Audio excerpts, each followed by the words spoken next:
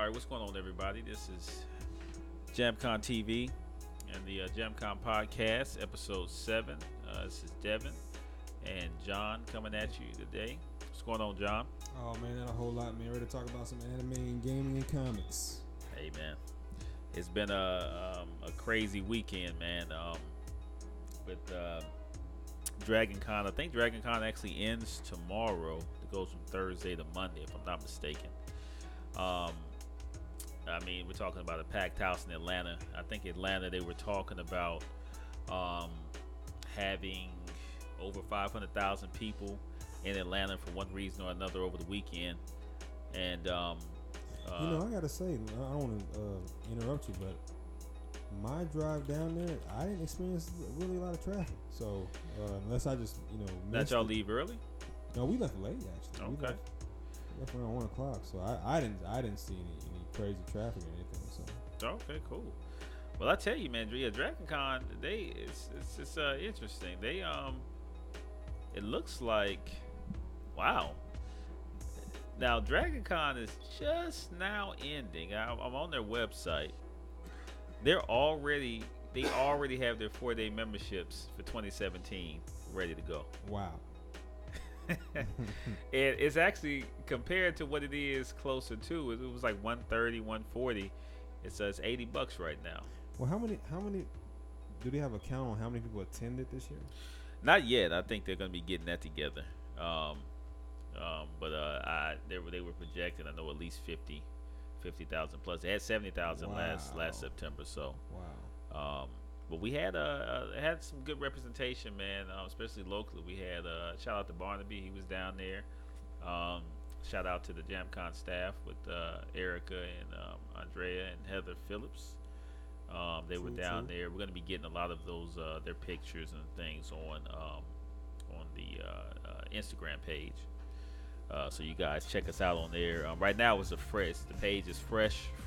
It's fresh off the market. It's Instagram.com/JAMPcon. So there's literally nothing on it currently, but there will be here shortly. But yeah. So before we kind of jumped right on in, but before we get deeper, again, you guys, the JAMPcon podcast is brought to you by the JAMPcon Anime Comic and Gaming Convention here in Chattanooga. Definitely hit us up at JAMPcon.com. We have the pre-reg tickets. I mean, hey, DragonCon's over. We got AWA and a couple others next. But in the midst of that, definitely get your discount tickets here. $25 for the weekend. We got Dan Green, Eric Stewart coming through. Also with his band that's going to be coming through. We got Greco Game Show. We got several professional cosplayers that's going to come through. We got the the Chattawing group that's going to come through. We have the Chattanooga Library that's going to come through and hook up our manga and comic library. So we got all kinds of stuff that's going to be going on. So you guys check us out on the Facebook page, check us out on the website, and definitely connect, follow, subscribe there. So we'll jump right on in. First and foremost, I don't know if you guys have seen the Deathstroke footage that Ben Affleck released, man. Did you catch that, Jay? Looks good, man. I saw it, and it's funny because when I saw it, they were doing a comparison because Deathstroke, he's also in Green Arrow, the TV show. Yeah, yep. And it looks good, man. I'm very anxious to see, how everything's gonna work, with the movies and everything like that. So, cause it's funny because I was talking to somebody a couple of months ago, and they were, asking who would you like to see the next Batman villain be, and I said I'd like to see Deathstroke. Deathstroke is a beast. I remember one of the Batman Arkham games. They had a video that they were advertising of him fighting Deathstroke. That's right. And that was a cool battle. A matter of fact, fighting him, I believe in I don't think it's Arkham Knight. I think it's the one right before. On paper, Batman really shouldn't even really win that fight if you do comparisons. You think so? As far as abilities, Deathstroke's pretty impressive, and he's not technically a Batman villain, really. Yeah, and he's sort of like a hired gun, or he was. Deathstroke is really more so soldier of fortune, mercenary, assassin, and he's kind of a everybody bad guy. He's not so much a Batman bad guy per se. You know what I'm saying? Yeah. Actually, he's a Teen Titans bad guy, really. Hey. Well, it should be a pretty good little battle. If he's now, I wonder, was the footage related to him being in Justice League or the standalone Batman film? I mean, if you watch the footage, it's more so him and Batman. It's not. It doesn't have anything to do with Justice League. Okay. So yeah, that'll be a good start. For in terms of the Batman reboot, that'll be a good start. Yeah, most definitely. You got, because I mean, Ben Affleck's gonna do well. Again, we talked about the Suicide Squad before, and he had a quick moment in that one. Yeah, he did. But even that and then in the Batman v Superman, I mean, I think Ben Affleck did a great job with Batman. So yeah, most definitely. And he's a high quality actor, man, and director. And I think he's doing both for the Batman movie, if I'm not mistaken. Yeah, I think he's directing and starring, if I remember correctly. He's gonna put in work. Mm-hmm. He's definitely gonna put in work. What about I guess we'll stick to, this is sort of like a jump, but in other news, you've got the PS4 Neo, yeah. And then you've got, now I'm assuming the PS4 Neo is the counterpart to the Xbox One S, since they're calling it the PS4. From what I was told, there's going to be two different PS4s or upgrades coming out. I know the Neo is smaller, and I think it has some extra stuff like graphics. Okay, so that's what it sounds like. But it's not that big of a jump if I remember correctly. It's so I guess those are the big things. It's smaller and some upgrades here and there, but that's pretty much about it. Okay. But that's what it sounds like. I mean, because the Xbox One S, I mean, it's 4K ready, and it's smaller, and it's sort of like an upgrade from the one, but it's not like you're getting a whole new system, so to speak. Right. But yeah, so that's what it sounds like. Now I know the Xbox Scorpion is supposed to be the new system. So the one that's going to take the place of the Xbox One, which is interesting. Right. I haven't seen a whole lot on it, but I know the buzz was definitely there. That this one is going to be releasing. I know at some point, man, the console days are going to be over, though. Yeah, I mean, it does kind of look like that. I mean, I was talking to a friend of mine the other day, and I'm just like, being someone who grew up in the '80s playing Nintendo and on into the '90s with Genesis and Super Nintendo and so on. I don't know where else you can go as far as graphics and things of that nature. So I mean, I don't know. I think as far as the home consoles are concerned, you're pretty much at a. I mean, what else can you do? Yeah. Well, and then also, when it comes to, you have. I think we're still a little ways away, but the idea of downloading your games versus going to picking up the CD in the store. Right. That's some change too, but the consoles do have some ways to go. When you look at the technology in terms of being able to keep it at a certain price that's affordable for everybody while getting the product. I mean, they're still not close to PC. Right. PC technology. I mean, just with, for instance, the video card that I'm using here, this 1080 GTX. I mean, there's nothing like it in the consoles.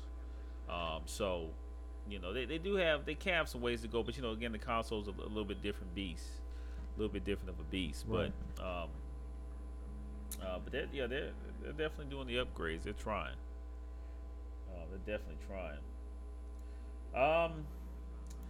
Speaking of conventions, as we know, of course, we started off with the DragonCon. I didn't hear about I guess on the West Coast. Now, you know, there's a lot of big conventions, you know, as big as DragonCon that happens, you know, across the country. Of course, New York Comic Con is huge, and you have this weekend in Seattle, which I don't know why I haven't heard of this one, but yeah, well, maybe because I don't live in Seattle, but PAX West is what it's called, and it's a huge one. That was actually this weekend also.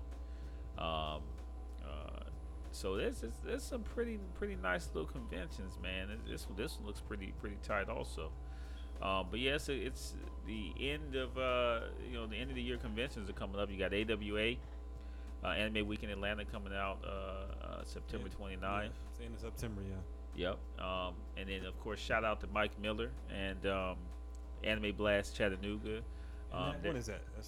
Yeah, they're gonna be November 11th through the 13th. Okay.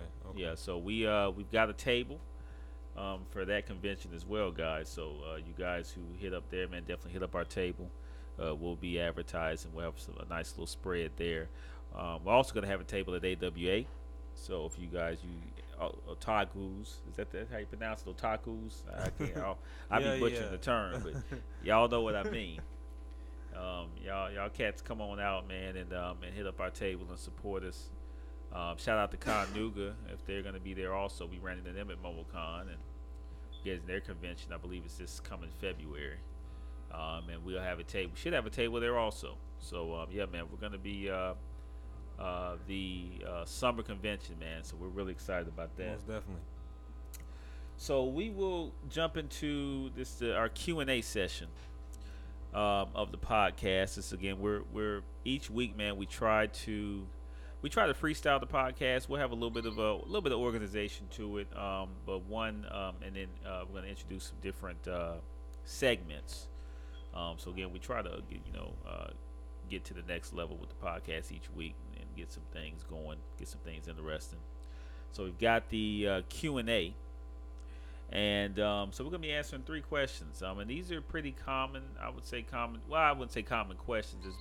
It's more of a common question that pops up into my head when I talk to people who aren't really familiar with particular genres. And so we'll start off with John here. And somebody comes up to you, you know, and they ask you, well, what's so special about anime? You know, why anime? Why should I watch it? So what would your answer be?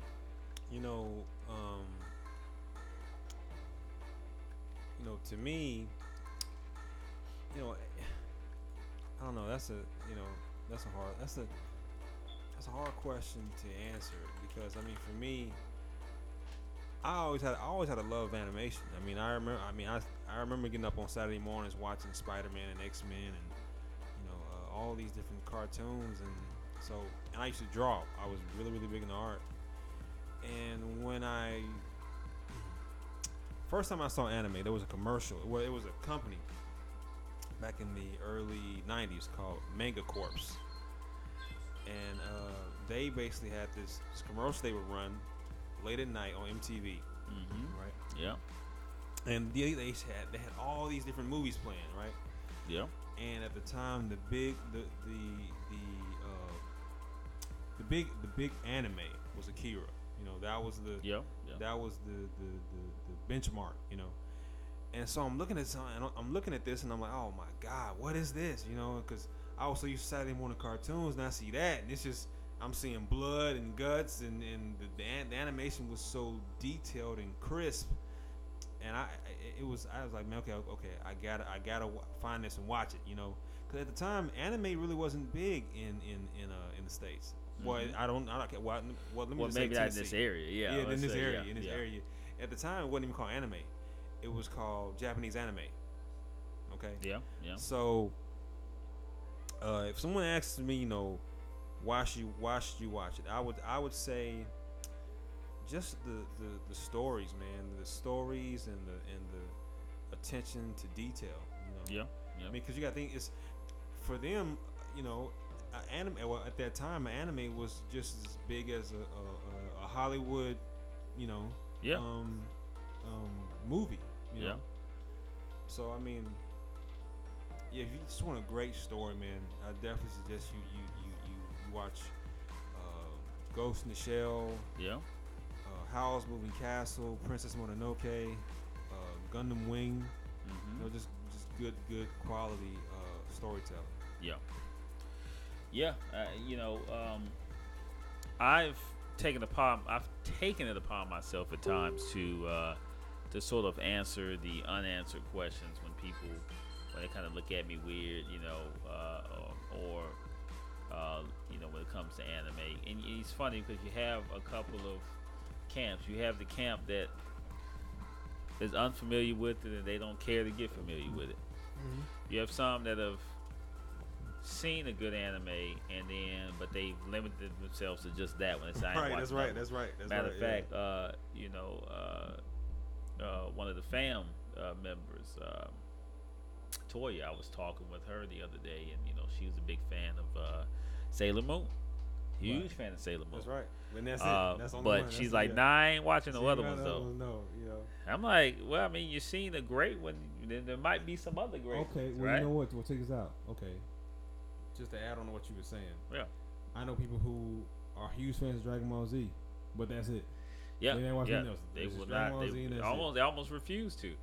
Whereas with me, when I and many others, when you get that first taste, of something good, then that opens the door up to trying Yeah, other exactly. things. Now, Exactly. and so it's funny. I mean, people when it comes to food. Oh yeah, people, we can try that food though. you get that one piece of cake. You know what I'm saying? At City Cafe. Oh yeah. You know what I'm saying? You going back to try that other. That's one. right. You know That's what I'm right. saying? We That's can right. do that here. That's right. That's right. But when it comes to other forms of entertainment. Well, you know what? Let me ask you a question. What got you into anime? Well, I guess what I'm trying to say is because everyone has that moment, I think, where they decide, okay, this is gonna be my thing. This is gonna be my hobby. This is what I'm gonna invest a lot of my time into. You know what I'm saying? Mm-hmm. So what was that moment for you? Well, it was just the fact of when you see a good show, you want to see phase 2. You want to see phase 3. Right. When it comes to anime, and this is what I tell people, take some of the best movies, Academy Award winning movies. Right. You got, Shawshank Redemption. You Right. got what's that movie with Ben Affleck and Good Will Hunting. Good Will Hunting. So you knew I was talking about Good Will Hunting. And several others, man. Just some of those classic movies. Right. Well, those movies are 2 to 3 hours long. Right. All right. So you look at an anime.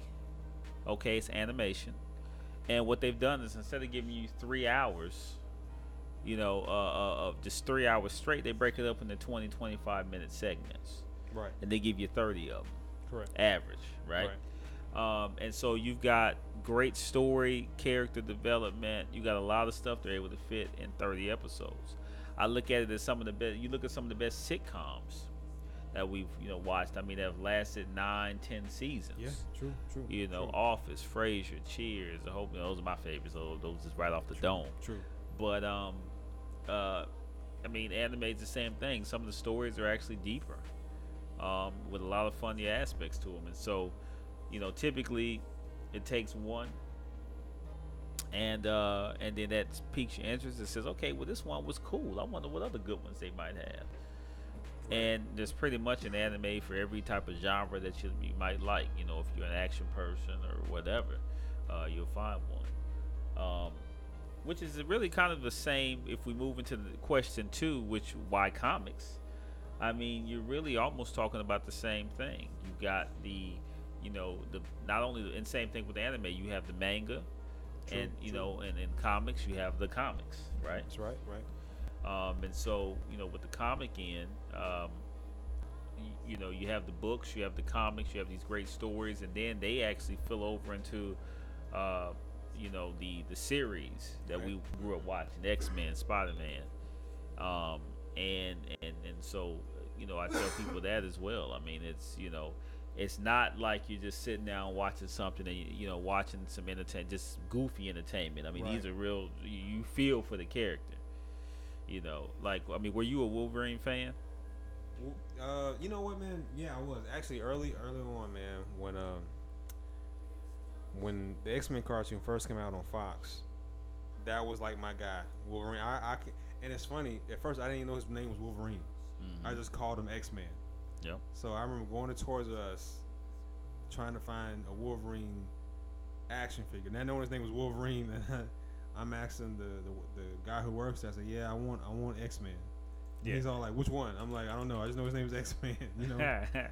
But man, Wolverine was like, he's the alpha male, dude. I mean, as a kid, who doesn't want to grow up to be Wolverine, man? Yeah, exactly. And not to mention, I mean, if you was a real, for real Wolverine fan, you didn't like Cyclops. No, at all, no. The pretty boy who got the female. Oh man, dude. Yeah. You know what I'm saying? That's not the, this dude. He's the quintessential, dude. By the book. That's right. The favorite. You know what I'm saying? And he gets Jean Grey. Wolverine's out here putting in work. Yeah. You know what I'm saying? It ain't like he really trips off of too many females either. But it was something about Jean. Well, you know what? What's funny though, the X-Men cartoon I think came out in '92. I think it was. I really didn't start reading and collecting books until 2001. Yep. So I got into the reading and collecting late. Mm-hmm. I think actually after I got out of high school. Yeah, it's and so I tell people, man, it's all it takes is it takes a good effort in terms of watch a couple of episodes, allow the story to kind of take hold and see what's happening. And 9 times out of 10, I mean, there's so many people that I know would just be crazy over whether it be comics, anime, or whatever. If they just saw enough of they saw enough of an episode, saw enough of a couple of episodes, just enough to get hooked. True. That's right. Yeah. Now gaming, our last question. Gaming, that's always that's a tricky one. Gaming was known as obviously what men do, what boys and men do when they're trying to wind down. It was like kin to watching the game. Well, you know what? I can honestly say, gaming is the one area that, because comics and anime, that's considered the nerd. That's the nerd. Mm-hmm. But I mean, dude, everybody plays games, man. Everybody does. I mean, you got a lot of women who are playing games now. So. Yeah, and that's and they've been coming along. But most of the time, it's also you have people who, and a lot of women especially, those who don't know much about gaming. They don't realize that gaming has evolved from Pong and Pac-Man and Super Mario Brothers and Donkey Kong or whatever. Those games. You're showing your age right now, just so you know. Yeah, every time I look in the mirror, I find these mysterious Donkey Kong. What's that? Strands what is he talking about? Of white hair. So I'm, they're just popping up everywhere. But yeah, these old school games, and you got to think back then, those games they weren't intellectually difficult. No, right? It's more of mechanics, right? Yeah, more than anything. And even that wasn't very deep. You just need to jump at the right time. True. It was side scroller, Yeah. My bad. It was side scroller, left to right. Right. And then they introduced 3D with with the Super Mario World or Super Mario 3. I don't know. Super Mario 64. That's right. Yeah. 64. Yeah, that's right. So, and even then, it wasn't, but you look at games now, and I think a lot of people don't understand this. The way games are now are identical to training simulations for the Army. Yeah, that's true. At my job, we have similar driving simulations now, and those things are crazy real. When you play Counter-Strike, when you play, Counter-Strike, when you play Call of Duty, when you play any of these games, it takes a level of hand-eye coordination, a level of understanding the weapons, understanding again, like Counter-Strike, for instance, AKs. You can't just spray with the AK and expect to hit something. You have just a level of difficulty that if you learn and knew them, you really could be a beast, to a point in real life. You look at Madden, which Madden 17's out. If you become a beast in Madden, that means that you've had to basically think like a quarterback, because you basically play the quarterback on every play. Right. You gotta know the plays. You gotta know the names of these different plays. Your different sets. Your 3-4 odds. Your nickel plays. When's the best time to use them. You gotta be able to read the other person when they come out on the line of scrimmage. You gotta be able to read what you think they're doing and make adjustments on the fly. Make audibles. I mean, this stuff is like real life. And what's funny is I know guys who log hours on Madden. I mean hours. I knew a guy. He was so meticulous with his play. He would find a play and he would run it against with different types of other plays. Mm-hmm. And if he found a weakness, he would do everything he could to fix the weakness.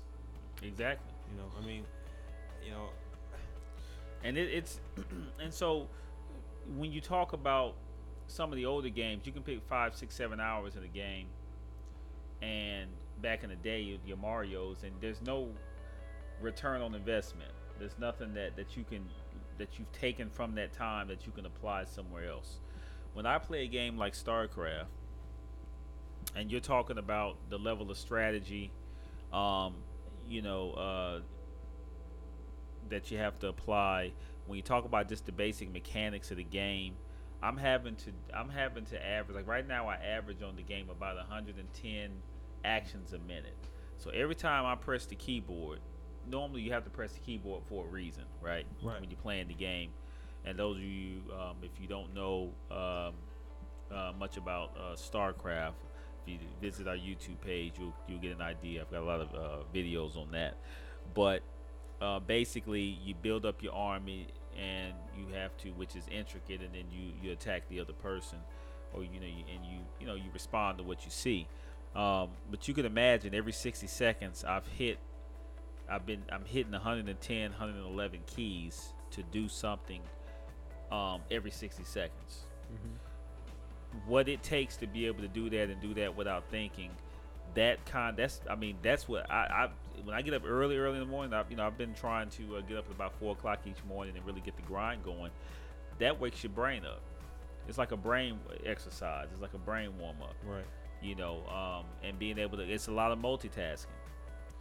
So you have a lot of real world skills that you learn playing games now while actually enjoying it also. And it does take time with some of them. But in terms of the question of why games, well, that's why. Outside of the entertainment, there's a lot. And I think the more difficult something is, it's just like anything in life.